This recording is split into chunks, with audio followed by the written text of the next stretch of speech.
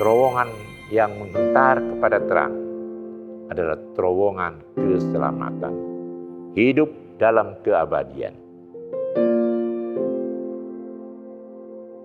Selamat ketemu kembali saudara-saudara yang seiman dalam acara Nalar Teologi dari Jemaat Sentrum Manado. Kali ini topik yang akan kita ikuti, kita bawa, itu disampaikan kepada saudara-saudara, ada kaitannya juga dengan penanggalan gereja yang menyangkut kebangkitan Tuhan Yesus. Namun di sini diperjelas dengan suatu judul atau tema, yakni kubur. Dan semua orang tentunya mengetahui apa itu kubur. Ya, di sekarang ini banyak sekali, baik kalau di orang yang sudah kelebihan uang, sering mengembangkan bisnis dengan bisnis kuburan. Karena memang cukup lumayan juga, walaupun mungkin agak pelan keuntungannya, tapi ya orang cari-cari sekarang. Karena lahan pekuburan itu makin hari makin sempit. Ya, sudah menjadi lahan perumahan dan tidak ada lagi tempat yang pas. Contoh saja misalnya yang di kuburan umum di Teling itu sudah padatnya luar biasa sekali.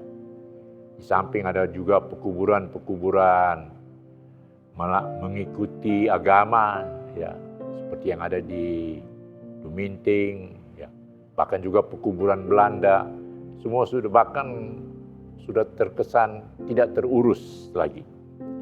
Tapi memang kubur ada kaitan dengan hidup manusia. Dan karena itu jugalah kubur ini menjadi percakapan kita atau nalar kita bersama. Tradisi hidup manusia yang tadi dikatakan, ya, toh akan berakhir di kubur, memberikan banyak catatan-catatan tentang apakah itu pertanyaan di kubur itu ada apa isinya, apa maknanya. Tapi biarlah kita, sebelum kita masuk ke dalamnya, kita coba melihat beberapa tradisi-tradisi kubur. Ada kubur yang sekarang nih cukup dikenal dunia, yaitu yang di Mesir. Kalau saudara sudah pernah ke Mesir, saudara akan pergi atau diajak untuk melihat piramida. Itu kubur dari para Firaun, ya, yang berkuasa di Mesir sudah ribuan tahun sebelum Masehi. Jadi kita bisa bayangkan, dan waktu saya melihat juga hal itu, saya pun terheran-heran. Bayangkan batu-batu besar, ya, sebesar meja, bahkan ada yang lebih besar lagi, disusun sampai membentuk sesuatu yang lancip di atasnya. Ya. Dan nanti ada lorong untuk masuk ke dalam, dan ya tidak ada orang yang suka masuk ke situ, ya, karena mungkin juga takut jangan tumpukan batu itu runtuh. Ya. Tapi disitulah menurut mereka diletakkan mayat dari para Firaun Mesir. Kemudian ada juga yang kalau piramid itu hanya terkesan tumpukan-tumpukan batu besar, tapi di India ada juga kubur yang dikenal dan menjadi warisan dunia, menjadi objek wisata, itulah Taj Mahal. Taj Mahal ini dibangun pada tahun 1632 dan nanti selesai pada tahun 1653. Yang konon menurut cerita itu dihadiahkan oleh Raja India untuk permaisuri yang sakit, Muntos Makal namanya. di mana ia meminta kepada suaminya untuk membangun kubur bagi dirinya ketika meninggal. Dan itulah yang dikenal dengan Taj Mahal. Ada juga kuburan-kuburan lain. Kalau kita ke Vietnam, nanti ada yang disebut mausoleum. Mausoleum dari Ho Chi Minh. Itulah pejuang kemerdekaan Vietnam. Baik waktu melawan Prancis dan kemudian juga pada waktu perang dengan Vietnam Selatan melawan Amerika. Ada mausoleum itu berada di tengah-tengah lapangan. Ya, perkiraan saya 2 kali lapangan sepak bola. Karena memang cukup lelah juga jalan. Yang lain kali itu dipakai kesempatan orang untuk berolahraga. Di situ diletakkan ya, dikubur. Dan kita di Indonesia ya, yang agak menjadi perhatian, ya kuburan untuk para pahlawan atau tokoh terkenal. Misalnya Soekarno, Presiden RI yang pertama, yang dikubur di Blitar, tapi ya halamannya hanya kecil, hanya sekitar 10 kali 10 meter. Demikian juga ada kuburan dari Gus Dur dan Soeharto. Tapi kubur yang mempunyai nilai keagamaan juga ada. Bagi saudara kita yang Muslim, kalau mereka naik haji, mereka akan mengelilingi ya, kubur atau mengunjungi kubur dari Nabi Muhammad. Orang-orang Kristen yang berziarah ke Israel juga akan dihentar oleh pemandu mengunjungi kubur Yesus. Dan yang bernilai keagamaan itu tiap tahunnya dikunjungi oleh jutaan orang. Dan apa yang mau dikatakan di tengah-tengah kita berbicara tentang kubur ialah bahwa itu memang menjadi perjalanan akhir, tempat tujuan dari kehidupan manusia. Apa yang mau dikatakan tentang keberadaan kubur? Kubur secara khusus itu tanah yang digali, ya tanah yang digali, dan kemudian di situ ditaruh mayat orang yang sudah meninggal. Atau juga ya tanah yang bukan digali tapi ya itu seperti gua. Jadi dia dimasukkan ke gua, jadi bukan ditanam ke dalam tapi dia dimasukkan seperti laci begitu. Ada guanya, ada lubang dan dimasukkan ke situ. Dan itu nampak di dalam cerita Paskah kita kan. Kita bisa baca dari Injil Matius, Markus, Lukas dan Yohanes. Dan biasanya kalau kubur dalam bentuk gua itu diperuntukkan untuk orang yang dihormati. Dan kita semua sama tahu bahwa Abraham, istrinya Sarah, dikuburkan di sebuah gua yang bernama Makpela.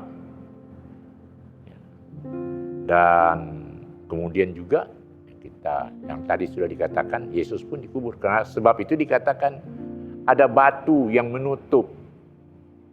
Kata perempuan-perempuan, siapakah yang menggulingkan batu itu untuk kita? Ada lagi kubur yang sering disebut dengan kuburan massal, yang biasanya itu diberikan kepada kalau ada wabah, ya sudah ini maka itu digali lubang besar dan seluruh orang mati yang kena wabah itu ditaruh situ. Ada yang sebelum ditutup, ada yang dibakar atau langsung ditimbun dengan tanah. Di dalam kitab Yeskiel kita melihat hal yang seperti itu ketika Yeskiel diajak untuk melihat oleh Roh Tuhan tulang-tulang yang begitu banyak yang berkumpul Dan ketika malaikat Tuhan mengatakan, bicaralah kepada tulang-tulang itu. Tulang-tulang itu akan hidup. Tulang-tulang itu akan bertemu dengan pasangannya. Dan kalau dia hidup, bicara akan ada daging. Dan ditanya, tahu siapa mereka? Mereka adalah umat Israel. Jadi, saudara-saudara sekalian, gambaran itu kemudian terulang di dalam kitab Wahyu. Jadi orang-orang yang sudah mati, jadi orang-orang yang telah dikubur, dilihat oleh Yohanes. Mereka berpakaian putih, jadi karena semuanya berpakaian yang sama, tidak bisa dikenal siapa mereka. Dan ketika ditanya, jawaban malaikat hanyalah, mereka adalah orang-orang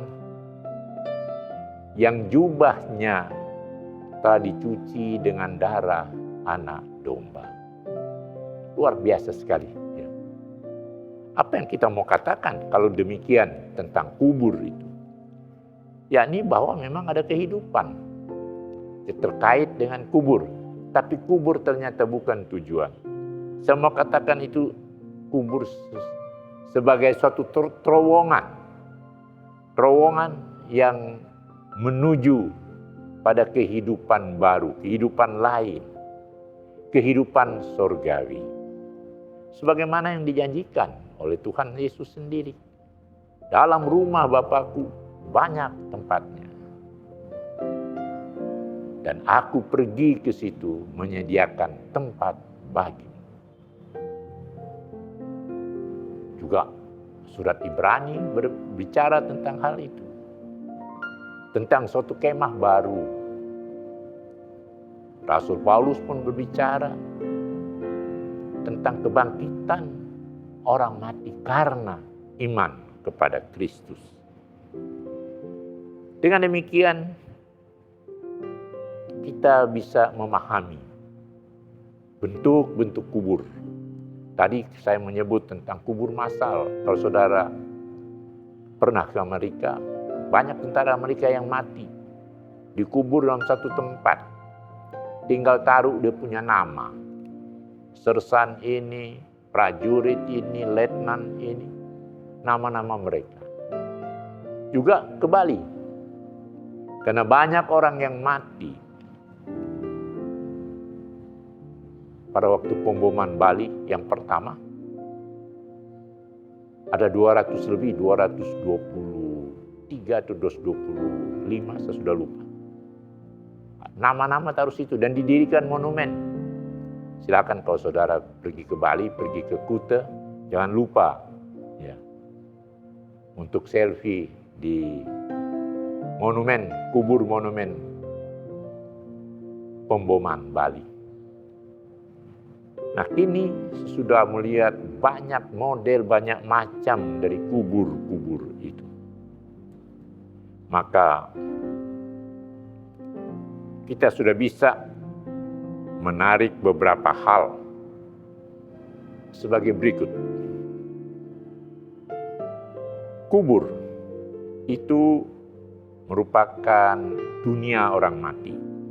Bahasa Ibrani sering disebut dengan Seol. Tapi dalam bahasa, atau juga ada yang disebut Hades. Cuma memang Hades ini lebih terhubung dengan terjemahan neraka. Jadi banyak orang tidak terlalu suka. Dan dunia orang mati ini, yang bagaimana? Tidak tahulah kita. Tapi itu pasti suatu kegelapan yang hebat sama sekali. Yang cukup lama berlaku dan terjadi bagi setiap orang. Tetapi kemudian kegelapan yang lama sekali itu kepada orang percaya, maka di situ ada terang. Dan terang itulah yang kita ikuti. Terang itulah yang kita lewati.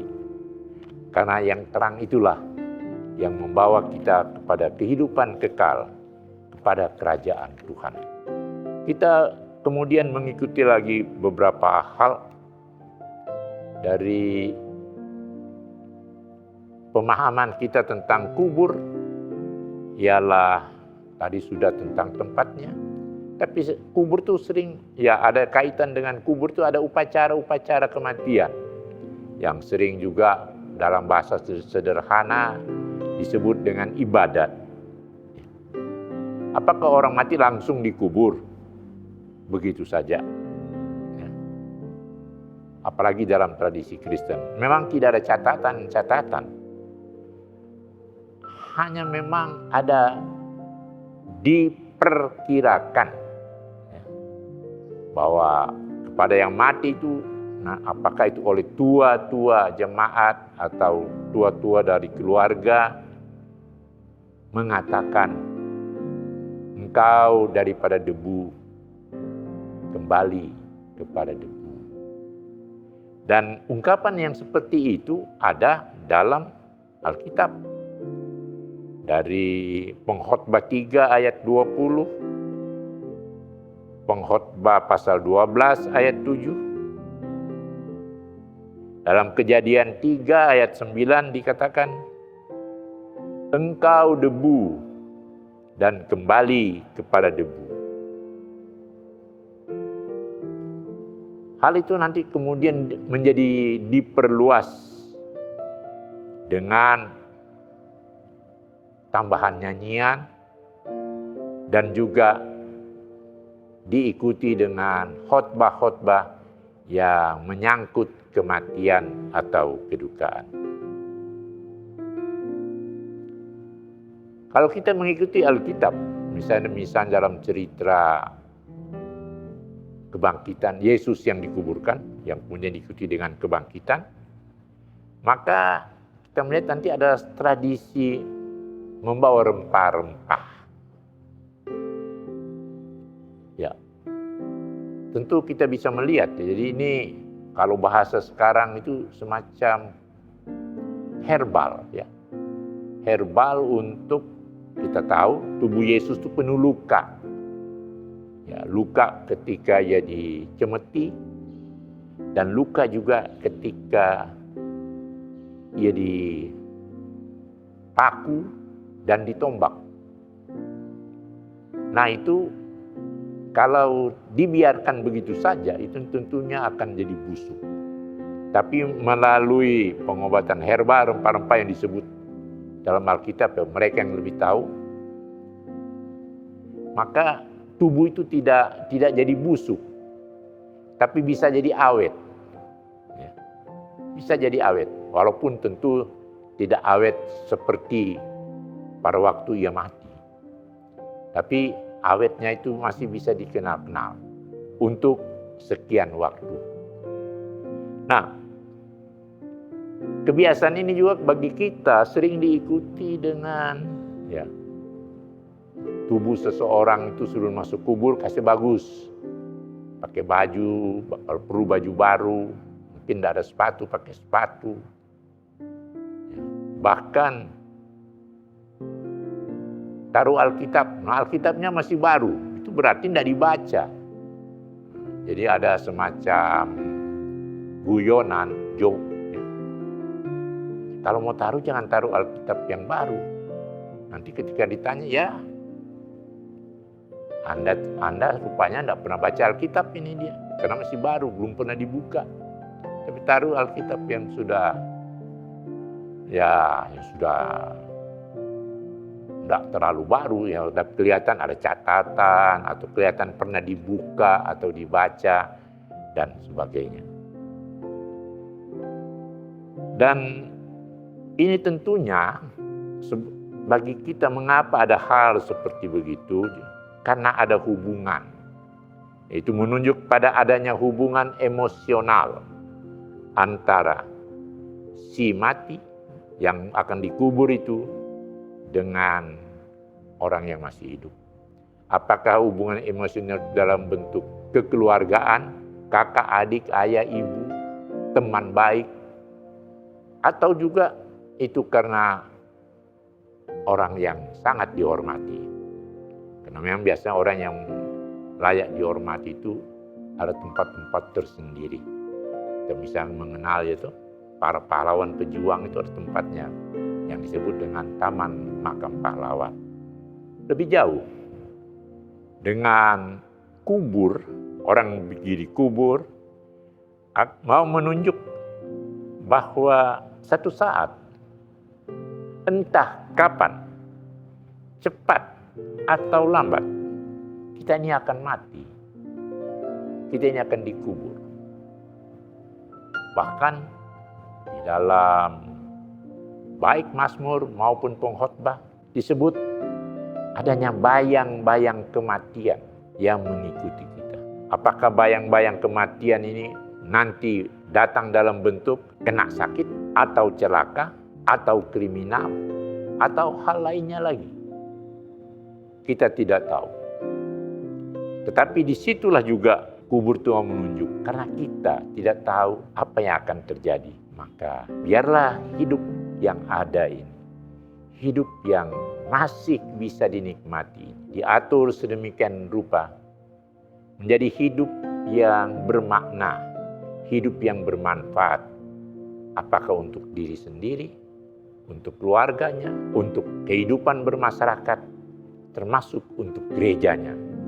Sebagaimana yang dikatakan oleh Paulus dalam surat Roma yang cukup dikenal, persembahkanlah dirimu menjadi persembahan yang hidup, kudus, dan berkenan kepada Allah. Kubur yang olehnya dengan bermacam-macam model, dengan bermacam-macam bentuk adalah seperti yang saya katakan tadi, merupakan terowongan. Terowongan menuju kehidupan. Terowongan menuju kebangkitan. Hidup bersama dengan Dia, yakni Yesus Kristus yang bangkit. Di dalam Mazmur 103 ayat 4, kita dapat membaca, pujilah Tuhan dan seterusnya, Dia yang menebus hidupmu dari lubang kubur. Luar biasa sekali. Kita memuji Tuhan karena kubur itu bagaimanapun hebatnya ininya, luar biasa megahnya, tetap adalah kubur, tetap adalah bangunan mati. Tapi yang hidup, dia bukan memerlukan kemegahan tersebut, tapi dia memerlukan, seperti kata pemazmur tadi, penebusan dari lubang kubur. Kita bisa baca juga dalam 1 Korintus 14 bahwa siapa yang percaya kepada Kristus dibangkitkan bersama-sama dengan Kristus. Hal lain yang mau dikatakan dengan kubur ini ialah bahwa ketika orang lihat kubur, hendaklah kita sadar bahwa itu adalah suatu kefanaan manusia yang bisa terjadi kepada yang dikubur atau yang belum dikubur. Manusia yang masih bergerak, masih bisa beraktivitas, dan supaya kita bisa melihat ketika tiba saatnya, kita bisa melihat ada di terowongan itu ada terang. Maka itu adalah janji yang Tuhan berikan, bahwa terowongan yang menghentar kepada terang adalah terowongan keselamatan. Hidup dalam keabadian. Kubur yang indah, yang mahal, yang megah, bukan kita yang rasakan. Itu yang rasakan itu orang-orang lihat, orang-orang yang di luar kita. Mungkin juga orang yang tidak mengenal kita. Karenanya, apa arti, apa manfaat membangun kubur yang begitu hebat-hebat? Cukup saja kalau kita sering lihat tayangan-tayangan film atau televisi. Ada seungguk tanah dan diberi nisan yang bertuliskan nama. Dengan demikian, maka hidup sesudah kematian tak lain adalah hidup di dalam kemahakuasaan dan kemahamuliaan dari pencipta kita, dari juru selamat kita, Itulah kehidupan dalam rumahnya, dalam kerajaan sorga. Tetapi untuk bisa melewati terowongan itu, maka dia harus memiliki sikap hidup yang penuh dengan kebenaran, penuh dengan kebaikan, penuh dengan keadilan, penuh dengan kepedulian, penuh juga dengan keimanan, penuh juga dengan kemanusiaan, tapi juga penuh dengan pertobatan. Saya teringat Pendeta Ruru yang suatu saat ketika orang mati, dia mengatakan, kenapa mesti sebut-sebut almarhum? Almarhum itu artinya sudah jadi begitu, sudah bisa apa-apa lagi. Ya tinggal jadi benda yang lama-kelamaan habis, tinggal tulang, tinggal kerangka. Saudara percaya, anak percaya hidup yang seperti itu? Oh enggak. Karena itu enggak usah pakai-pakai. Jangan pakai-pakai itu istilah almarhum. Karena kita hidup, kita mati, kita ada dalam kerajaannya. Karena iman kita yang benar, yang menghantar kita masuk di dalam kemuliaan dan keabadian surgawi. Selamat menikmati hidup.